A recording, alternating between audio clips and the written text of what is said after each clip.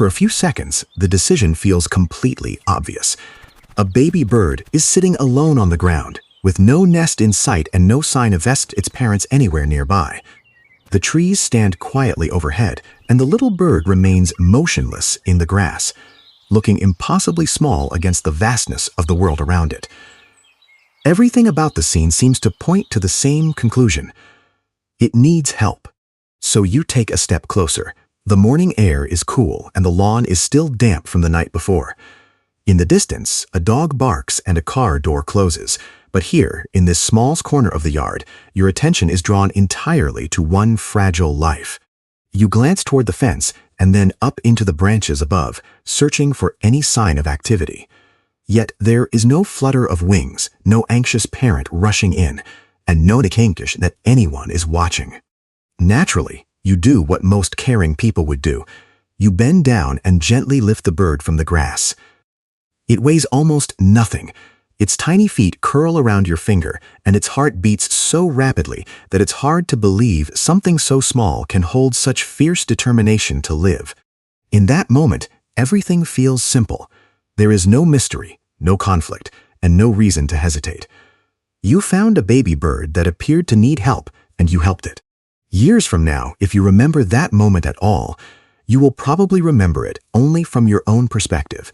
That's human nature. We remember where we stood, what we saw, and how we felt. Yet the fascinating thing is that the story may not have begun where you think it did.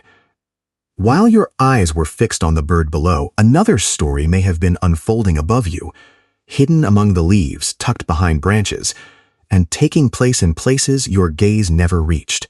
The yard that seemed empty may not have been empty at all.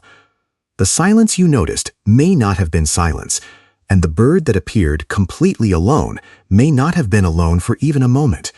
Somewhere nearby, unseen eyes may have been tracking every movement, watching as you crossed the lawn, approached the bird, reached down, and finally carried their young away. And if that possibility sounds surprising, what comes next is even more remarkable. Because the real question is not whether birds notice us. The real question is how much they understand. Before we continue, I'd love to know where you're watching from today. One of the most fascinating things about this community is discovering how similar these moments can be, whether they happen in a backyard in Texas, a garden in Pennsylvania, or a quiet neighborhood in Oregon. And if you're someone who enjoys uncovering the hidden stories unfolding just beyond your window, stay with us. Because what happened that morning may reveal something extraordinary about the way birds see the world. Dot and the way they see you. You believed you were helping. The birds may have seen something entirely different. The surprising part is that the little bird in your hands may have been exactly where it was meant to be. At first, that idea can seem hard to believe. After all, most of us grow up assuming that a baby bird on the ground is a sign that something has gone wrong. A nest has fallen, the parents are gone, and a fragile life is suddenly in danger. Yet in countless backyards across America, the reality is often quite different. What you may have found was not a helpless baby bird at all, but a fledgling, a young bird experiencing one of the most important transitions of its life. Ornithologists use the term fledgling to describe a bird that has already left the nest but has not yet fully mastered the art of flight. It is no longer a nestling, the tiny featherless chick that depends entirely on the shelter and security of the nest. Instead, it has entered an in-between stage, poised somewhere between dependence and independence. If human children learn to walk within the safety of a home, young birds learn to fly in the open world itself. They have no practice rooms, no training wheels, and no protected classroom.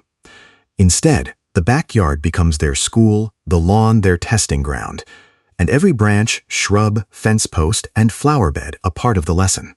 Researchers at the Cornell Lab of Ornithology have long noted that many fledglings spend several days on or near the ground as they gradually build strength, coordination, and confidence.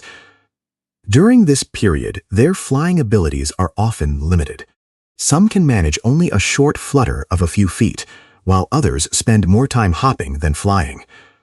To human observers, this can appear alarming, but to their parents, it is a perfectly normal stage of development. Studies of bird behavior, including research from the University of Cambridge, have shown that parent birds frequently continue feeding, monitoring, and protecting their young long after they leave the nest. In many cases, the nest itself is no longer the safest place to remain. Staying in one location for too long can attract predators, whereas moving through the environment helps young birds develop the skills and awareness they need to survive. Seen from this perspective, the entire scene begins to take on a different meaning. The bird resting on the grass may have looked abandoned, yet it was likely still under the watchful care of its parents. The quietness may have felt unsettling, but somewhere nearby a mother or father bird could have been perched on a branch, keeping a careful eye on its young and waiting for the right moment to return with food. What first appeared to be a crisis may, in fact, have been a lesson already unfolding. And if that is true, then another possibility naturally follows. Perhaps the bird was never the one who misunderstood the situation. Perhaps the misunderstanding belonged to us. Now, imagine that same morning from an entirely different perspective. Not from the lawn, not from the porch, and not from the person standing in the grass, but from the branch of a maple tree, 20 feet above the ground. A young robin has spent the morning doing exactly what nature intended. It has hopped through the grass, tested its wings, and explored a world that still feels vast and unfamiliar. Nearby, its parents keep watch. They are not constantly at its side, yet they are never truly far away. This is how many songbirds raise their young, offering them room to explore while remaining close enough to protect them when necessary. Then something changes. A large figure enters the yard. At first, there is no reason for alarm. Birds see people every day, and someone walking across a lawn is not automatically perceived as a threat. Yet birds are always assessing risk. Every movement carries meaning, and every approach is carefully observed. Researchers at the Cornell Lab of Ornithology have documented how parent birds continually evaluate potential dangers around their young, paying attention to patterns of behavior, distance, direction, and speed. Often, what happens next matters far more than what came before. The figure continues to move closer. The young bird freezes, the gap between them narrows, and now the parents are watching with heightened attention. To us, this moment may seem completely ordinary. To them, it may feel very different. A robin cannot understand human intentions. A cardinal cannot distinguish between a rescue and a mistake. A blue jay cannot look inside a person's mind. Birds can only judge what they observe, and from their perspective, the situation is straightforward. Something much larger than their young has approached it. Then comes the moment that changes everything.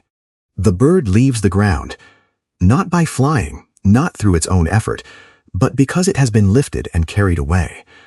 Imagine how that scene might appear through the eyes of its parents. Only moments earlier, they likely knew exactly where their young bird was. Suddenly, it is gone from the place where it should be. This is one reason birds use alarm calls.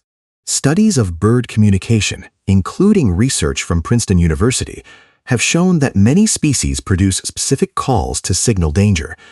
These sounds are far more than random noise. They are messages, warnings sent across the landscape. Sometimes the call signals a hawk overhead. Sometimes it warns of a snake in the grass or a cat nearby.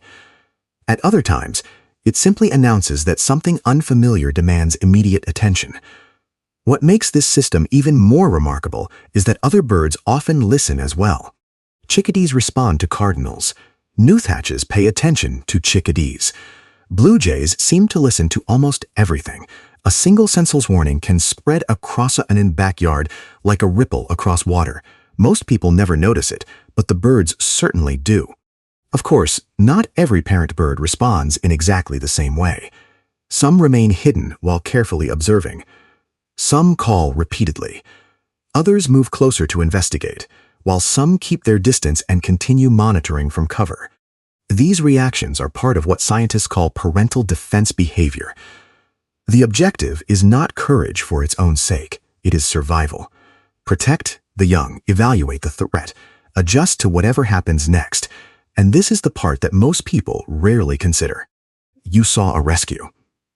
The birds may have seen a predator carrying away their young. Whether that interpretation was accurate is almost beside the point. What matters is that the experience may have become part of how those birds understand the world around them. And that leads to an even more fascinating question. What happens after a bird decides that something is dangerous? The answer is far more interesting than most people realize, because once a bird identifies something as important, it does not simply disappear from its mind. In many cases, that information becomes part of a much larger system built on memory. If you spend enough time watching birds, it is easy to assume they live entirely in the present moment. A bird lands at the feeder, takes a seed, and flies away. The interaction appears simple, temporary, and easily forgotten. Yet, research over the last several decades has revealed something remarkable. Many birds remember far more than we once believed. Imagine the same blue jay visiting your yard every morning, the same fence, the same feeder, the same person stepping onto the porch with a cup of coffee. Day after day, season after season, the bird watches the pattern repeat. This is where the story becomes remarkable. Some of the most impressive examples come from the corvid family, including crows, rays, ravens, and blue jays, birds that have fascinated scientists for decades because of their intelligence. In a series of famous studies at the University of Washington, researchers discovered that crows could recognize individual human faces and remember them for years. Even more surprising, the reactions of those birds appeared to influence how other crows responded to the same potential threat. Imagine that for a moment.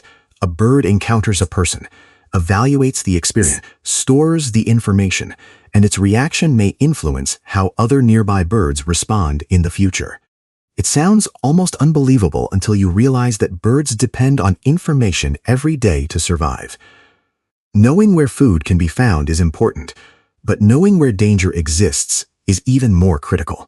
Does that mean every robin, cardinal, or chickadee can identify your face the way a crow might? Not necessarily. This is where the story becomes more nuanced. Picture that same backyard a few weeks later. The gate still opens every morning. The feeder is still filled at roughly the same time. The same footsteps cross the lawn.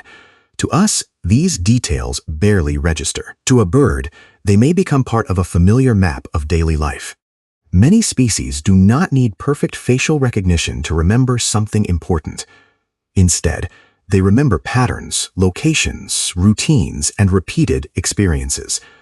Think about your own backyard, where the same gate opens every morning, the same porch light turns on every evening, and the same person walks across the same lawn carrying the same bird feeder. Birds notice these details because they live in a world where small observations often determine survival. A cardinal may not remember every feature of a human face, but it can remember where something happened. A robin may not recognize every individual person, yet it can remember that a particular corner of the yard felt safe or unsafe. Over time, these observations begin to form a picture, not of who we are, but of what we represent.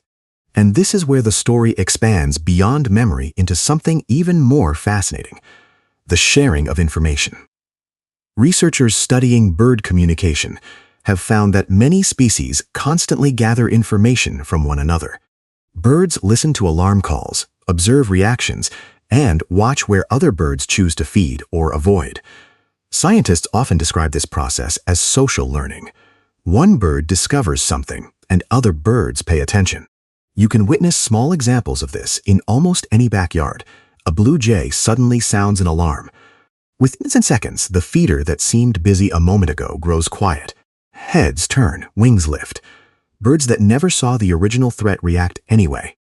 The message spreads without any single bird needing to understand the entire situation. They simply trust the information network around them. Which brings us back to that morning in the yard. To you, it may have been just a brief moment, a few minutes in the grass, and a decision made with good intentions before the day moved on. But to the birds, it may have become something else entirely. A piece of information added to an ever-growing picture of the world around them. One more detail helping them decide what is safe, what is uncertain, and what deserves caution. Still, this is where we need to be careful, because this is not a story about birds holding grudges, nor is it a story about revenge, resentment, or punishment. Birds are not keeping score the way humans do. What they are doing is something much simpler and far more important. They are learning who and what they can trust. In the natural world, trust can mean the difference between confidence and caution, between returning and staying away, between feeling safe and remaining alert. And perhaps that is what this story has really been about from the very beginning. Not anger, not blame, just the slow and fragile process of deciding what to trust. So let us return to the same backyard where this story began, to that familiar patch of grass on a quiet morning, where the same young sits in the very spot where you first noticed it. The difference now is that we are looking at the scene through a different lens, one that helps us understand that not every bird found on the ground is in trouble, that many young birds are exactly where they are meant to be, and that the adult birds nearby may be watching over them far more carefully than we realize. Of course, this does not mean we should never help, because genuine help still matters, and in some situations, it can make all the difference. The challenge lies in recognizing when a bird truly needs assistance and when it simply needs space to continue growing. A few simple questions can guide us. Does the young bird have most of its feathers? Is it hopping, standing, or moving normally? Are there any visible signs of injury? And is there an immediate danger nearby, such as a busy road, a roaming cat, or another unavoidable threat? If the bird is fully feathered and appears alert, there is a strong chance that it is a fledgling passing through a perfectly normal stage of development. And in many cases, the best thing we can do is observe from a respectful distance and allow the family to continue the process that nature has already set in motion. On the other hand, if the bird is very young, mostly featherless, visibly injured, or facing immediate danger, then stepping in may be the right choice. What matters most is taking a moment to understand the situation before acting, because the greatest lesson in this story is not really about birds at all. It is about perspective. Nature is not always asking us to intervene. More often, it is asking us to understand. This video is not suggesting that young birds should never be helped, since injured birds, nestlings without feathers, and birds facing serious threats often do need assistance. And the work of wildlife rehabilitators and bird experts remains incredibly valuable. Rather, the message is that many of the young birds we encounter in our yards have not been abandoned. They are simply experiencing one of the most important chapters of their lives, a time of learning and growing, exploring, and growing stronger with each passing day. And perhaps the hardest thing for a compassionate person to do is sometimes nothing at all, to step back, to be patient, and to trust what cannot immediately be seen. Because there are moments when the greatest kindness we can offer a wild creature is not our hands, but our understanding.